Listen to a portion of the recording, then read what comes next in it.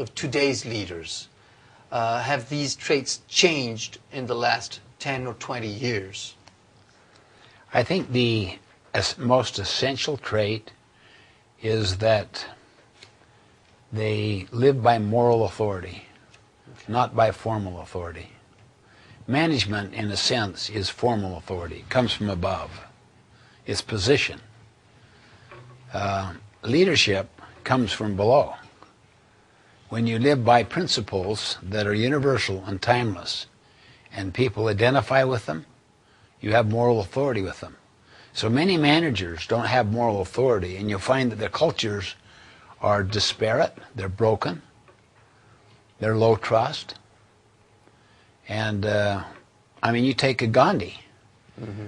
He's the father of the largest democracy in the world, and he never held a position. Yeah. I just finished visiting the Czech Republic. Havel, yeah, the writer, yes, he was in prison when he got his moral authority, and then was released and became the president for 14 years. Well, Nelson Mandela could also be an incredible story. Exactly. I just had a great personal visit with Mandela. Wow. What lessons can we take from those leaders to ordinary situations in our work life or business life? Or our family life. Or a family life. Husband and wife, parent-child, or employer-employee, mm-hmm. that you would call not employee, but partner. Okay.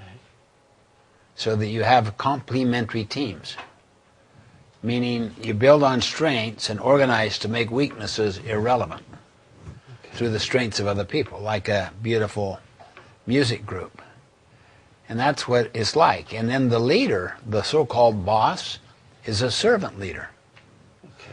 No supervision is required if people have found their voice, meaning that what they're good at and what they love doing and what they feel called to do by their conscience overlaps need. When that happens, they found their voice. You talk to people who have found their voice, they don't need supervision. Supervision is an obsolete concept in the knowledge worker age. Mm. It comes from the industrial age. Okay. What would be the first step a servant leader should take to help their teams, their partners, not their employees, to find their voice? One step. Learn to ask them, okay. What is it you love doing that you do well? Go back to your earliest memory, to your grade school.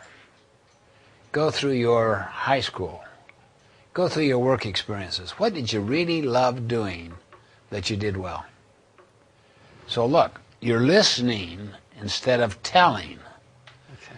and trying to fit that person into your job description. Instead, you listen to them to understand what they love doing that they do well, and then create a marriage between that and your need. And the most fundamental first process of leadership is to inspire trust. Mm. Yes.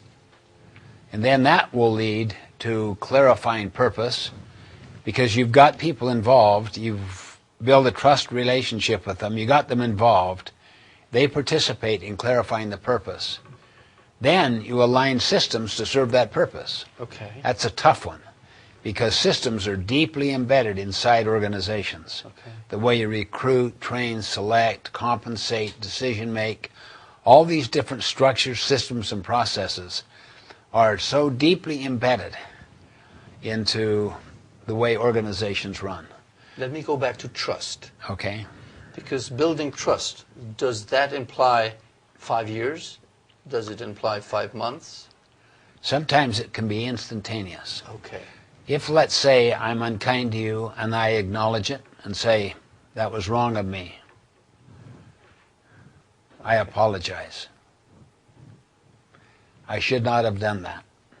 I overreacted. Okay. I got on an ego trip. That was wrong of me. I would restore your trust like that. Yes. Unless I did it yesterday and then kept violating it. See?